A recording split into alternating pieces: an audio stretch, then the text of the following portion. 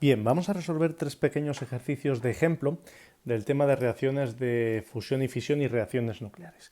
El primero de ellos es este. En las estrellas de núcleos calientes predominan las fusiones del ciclo de carbono, cuyo último paso consiste en la fusión de un protón con nitrógeno para dar carbono y un núcleo de helio. Lo primero que tenemos que hacer es escribir la reacción. Nos dicen que cuyo último paso consiste en la fusión de un protón con nitrógeno. Vale, pues venga, nitrógeno 715 más el protón se representa así como H11, ¿vale? Para dar el carbono 12 más el núcleo de helio, la partícula alfa, ¿vale? Bien, pues esta sería la reacción. Nos dice después, determina la energía desprendida al formar 1 kilo de carbono, ¿vale? 1 kilo de carbono.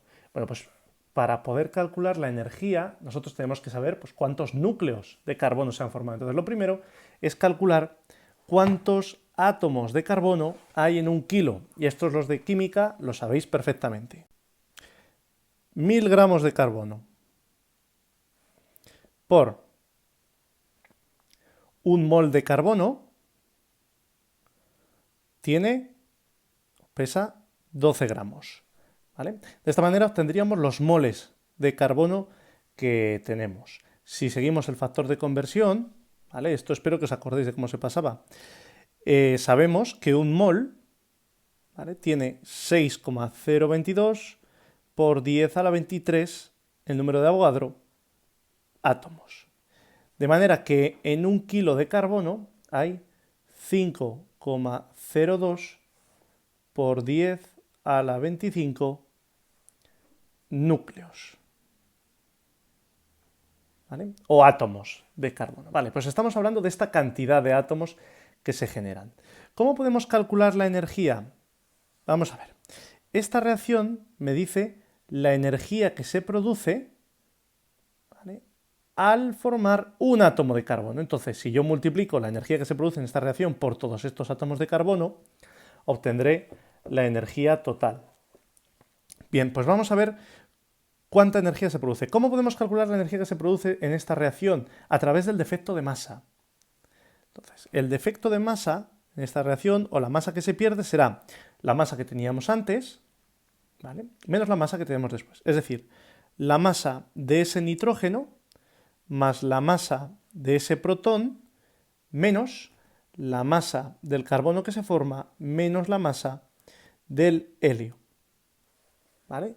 Masa de los productos, perdón, masa de los reactivos, de lo que teníamos antes, menos la masa de lo que se ha formado. Así veremos el defecto de masa. Entonces, si hacemos esta cuenta, nos dan todos los datos, vemos que el defecto de masa es 0,00533 unidades de masa atómica. Esto lo pasamos a kilos utilizando la equivalencia que viene al final de la hoja de selectividad.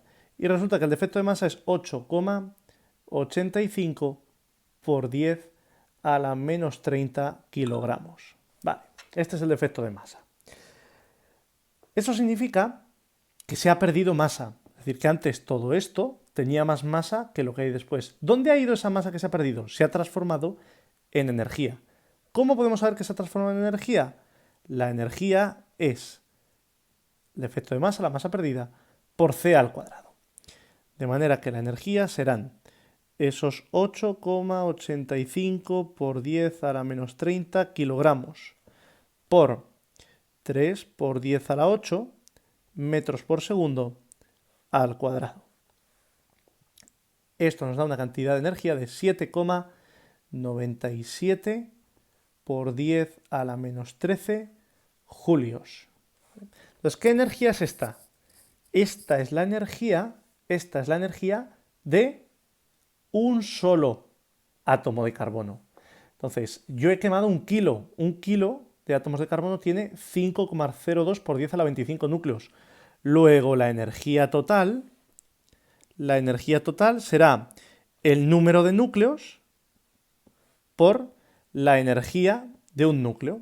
Es decir, el número de núcleos que teníamos era 5,02 por 10 a la 25 núcleos por 7,97 por 10 a la menos 13 julios. Y esto nos da que la energía que se produce es 4 por 10 a la 13 julios. No es muy común expresarlo en julios. Entonces, ¿qué sería lo siguiente? Lo siguiente sería pasar esta energía a megaelectronvoltio. Bien, aunque no lo pide en el ejercicio, lo vamos a pasar. Tenemos que 4 por 10 a la 13 julios por un electronvoltio son 1,6 por 10 a la menos 19 julios. Esto nos da 2,5 por 10 a la 32 electronvoltio. Entonces no lo dejamos en electronvoltio, lo vamos a dejar en megaelectronvoltio. Mega es 1.000.000, ¿vale? Pues esto entre 1.000.000 son 2,5 por 10 a la 26 megaelectronvoltio. Ya veis qué burrada de energía, pero es que también hemos formado 1 kilo de carbono, ¿vale? Con lo cual es mucha energía.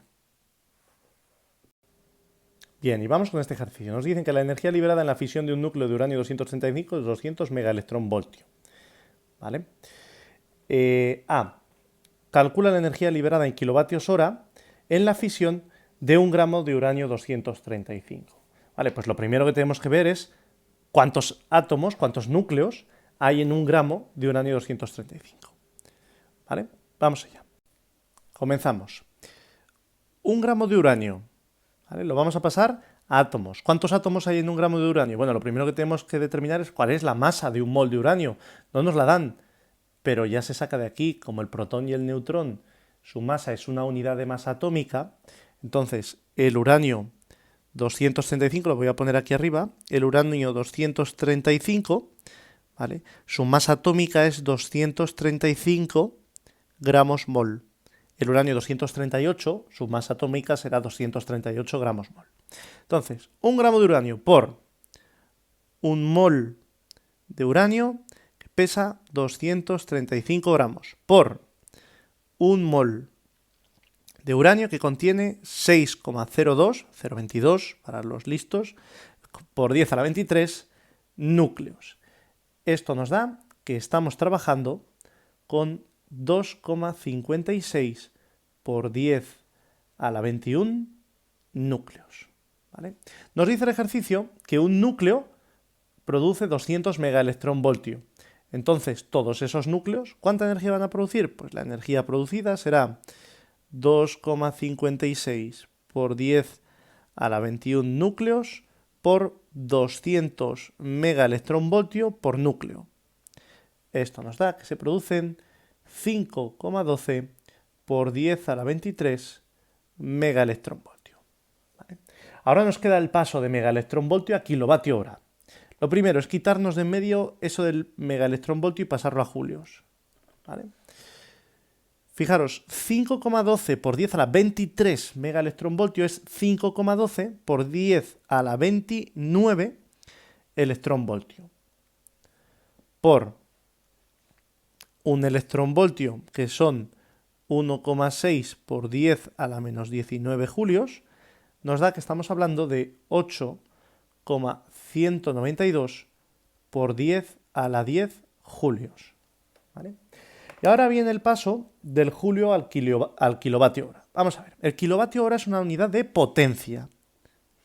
La potencia, que se mide en vatios, ¿vale? Medida en vatios, es energía, esta es la que se mide en julios, entre el tiempo, ¿vale? Entre lo que queramos medir, segundos, horas, lo que queramos, ¿vale? Entonces, si yo quiero calcular potencia, tendré que hacer julios partido el tiempo que yo quiera, horas. Es lo que voy a querer llegar, ¿vale? Entonces, ¿cuál es la equivalencia entre el julio y el kilovatio hora? Bueno, pues la saco de esa fórmula. Fijaros, energía es potencia por tiempo. ¿Vale? Julios es igual a vatio por segundo. Entonces ese segundo me lo quito de en medio pasando las horas. Un julio es igual a un vatio por un segundo, por 3.600 segundos que tiene una hora. Y ese vatio a kilovatios por 1.000 vatios que tiene un kilovatio. Entonces de esta manera, vatio con vatio se va, segundo con segundo se va y me va a quedar que un julio igual a hora por kilovatio, lo que sea. ¿Vale? Esto nos da que un julio equivale a 2,78 por 10 a la menos 7 kilovatios hora. ¿Vale? Hay otras formas de sacar esta equivalencia que he hecho yo aquí. Entonces, en mi ejercicio, mis julios que tenía yo por aquí, 8,192 por 10 a la 10 julios por un julio que equivale a 2,78 por 10 a la menos 7 kilovatios hora. Esto me da 22.800 kilovatios hora. ¿Vale? En el apartado B se haría idénticamente.